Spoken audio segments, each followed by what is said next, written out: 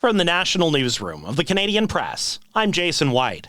U.S. President Donald Trump is repeating unsubstantiated claims as he reiterates his desire to annex Canada. Why would we pay $200 billion a year in subsidies to Canada when they're not a state? You do that for a state, but you don't do that for somebody else's country. So I think Canada is going to be a very serious contender to be our 51st state. All 13 of Canada's premiers were in the U.S. Capitol yesterday for the first time in history, part of a full-court press against Trump's tariff threats. Now, the premiers of the territories are still in Washington with a very clear message. The Arctic is not for sale. The premiers of the Northwest Territories, Nunavut, and Yukon spoke at an event about opportunities for Arctic collaboration between Canada and the United States. The territorial leaders also had a meeting set with representatives from Greenland, which Trump has also made noise about trying to acquire.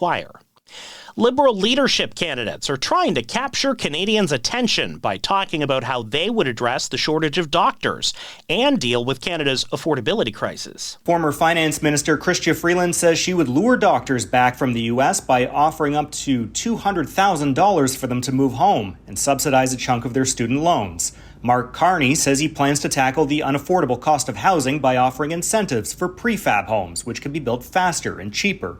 Karina Gould would broaden the eligibility for employment insurance and move toward a universal basic income. But each one is missing one key element, a price tag for how much their plans would cost. Kyle Duggan, The Canadian Press, Ottawa. Two Nova Scotia men have told federal court Parliament's current suspension leaves it unable to respond to U.S. tariff threats. The pair argue it's up to the court to lay out reasonable justifications to request prorogation. Government lawyers have responded the decision to prorogue is not subject to review by the courts, and the ultimate judgment rests with the voting public. Igloo is recalling more than 1 million coolers sold across North America that have crushed some users' fingertips and even resulted in amputations.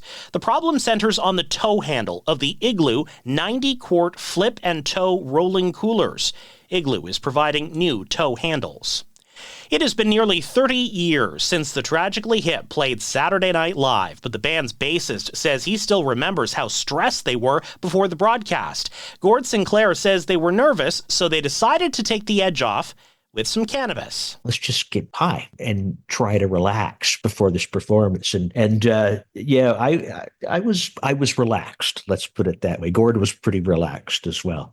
So relaxed, he flubbed the opening line of their song, Grace 2, forever changing it for the Hips live shows. SNL marks its 50th anniversary this weekend. This is the Canadian Press. In sports, Canada coach John Cooper says he doesn't believe the NHL will force his team to play shorthanded at the Four Nations face-off. Tournament rules prevent Canada from calling up another defenseman, as long as the team has 18 healthy skaters. Canada has 19 right now, but only 6 defensemen remaining after an injury to Shea Theodore in last night's tournament opener. That game ended with Canada's 4-3 overtime win over Sweden.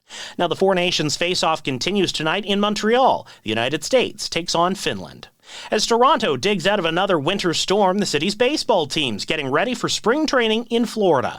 Blue Jays manager John Schneider says he feels good about some of the changes made in the offseason. I know we're better than last year. And, you add the best defender, in the infield in baseball. I love what we did with our bullpen. I think that really shores up some things. Toronto finished last season last in the American League East. From the Canadian Press, I'm Jason White. Thanks for listening. Don't forget to follow and subscribe. For more of today's top stories, visit thecanadianpressnews.ca.